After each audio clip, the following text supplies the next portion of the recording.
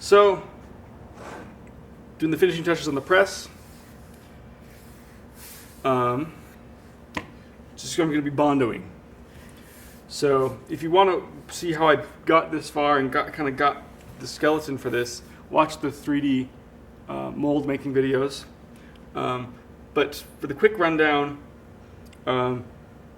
it's all built from blocks. So there's like a concave block here, There's a block here that I was just cut at an angle. So it all starts with geometric blocks that give you a rough shape. So I'm just doing the final smoothing. Let's see, what's some stuff I want to talk about? So yeah, final shaping using Bondo. Putting on with putty knife. I've got just a scrap piece of wood here to mix it on, and I take it off with a rotary sander. Oops. Bondo can really gum up sandpaper, so I like to get a 40 or 60 grit, and it'll last a lot longer with Bondo. The other thing with Bondo is it can take a long time to really fully cure. So you actually can end up not wanting, or with it too soft to sand for several hours. But you can usually chisel it while it's still green. So using a chisel is a great way to shape the Bondo when it's still soft enough to work really easily, and you don't have to wait as long. But for sanding, it just tends to get gummed up. Okay, perhaps a bit more. So right now I'm just looking at little pits and little spots that I just need to get, and I'm working on squaring it up so there's no gaps. So just mixing the Bondo now.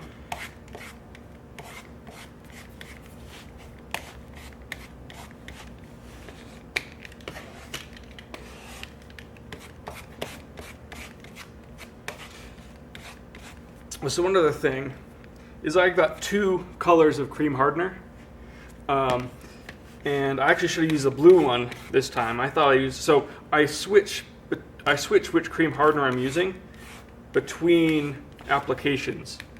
So I'll use the blue cream hardener and then I'll use the red cream hardener, because that way I've got a visual indication about how deep I'm sanding into stuff. And I can know when to stop if I don't want to change the shape of that something is. So, for instance, this whole area, I don't really want to sand past where it's at, really. So anyway, using different colored Bondo really helps you keep track of that sort of stuff.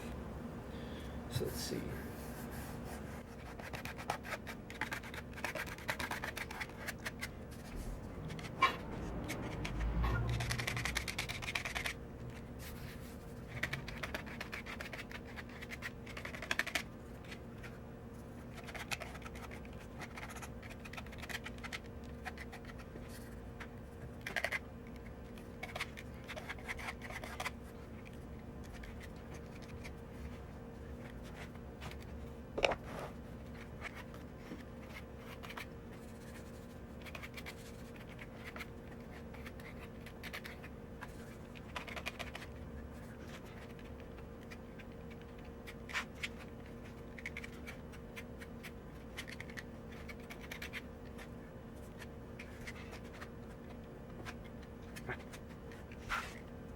Okay.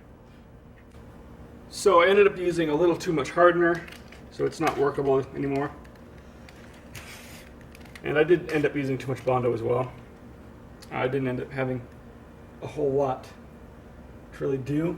It's mostly just little tiny holes. So if I've got like a nail hole or something, which I have like right here that I missed, I'm making this into a concrete press. So if you're just making this into just a one-sided press that you just use clamps with, you don't have to worry about tiny little things like that. But because I'm going to be using concrete to pour into this, if I've got a little divot here, on the other side I'll have a little bump, and that bump will press into the wood when I press it. And I can of course sand that off the concrete, but shaping the concrete is not as easy as shaping Bondo and wood. So this is pretty good actually. So what I'll do now is I'll wait just a few minutes for it to harden, and I'll come back to these high spots here. So these are going to be where I ran the knife and it squeezed out the edge of the knife, and I left these beads. So these can be a big pain to sand off once they get fully cured, and you can break them off like I just broke that one off, but it can sometimes pull out material from underneath it. Instead of being flat, you'll end up with a divot there. There it didn't matter because that was all extra stuff. So what you want to do is actually wait for it's hard enough to where you can chisel it. So I'm going to wait just a minute or two, and I'm going to grab the chisel. I'm just using the chisel. It's still a little soft. This chisel is not very sharp. But honestly, sharpness of the chisel doesn't really matter too much. If it's dull, so the thing is, it'll stick to the chisel and then it'll cause divots if it's too soft. So once it's not causing divots by grabbing the actual face of the chisel, then you're good to start removing material. So yeah, it's super easy to just chisel with the concrete, or not the concrete, the Bondo. Don't chisel concrete. Yeah, and I just leave enough to where it'll be easy to sand the extra off.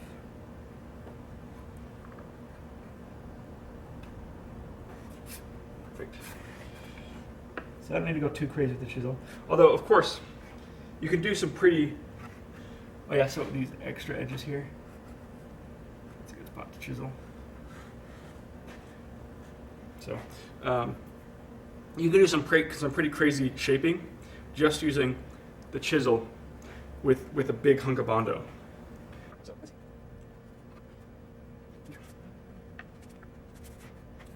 okay, this right here.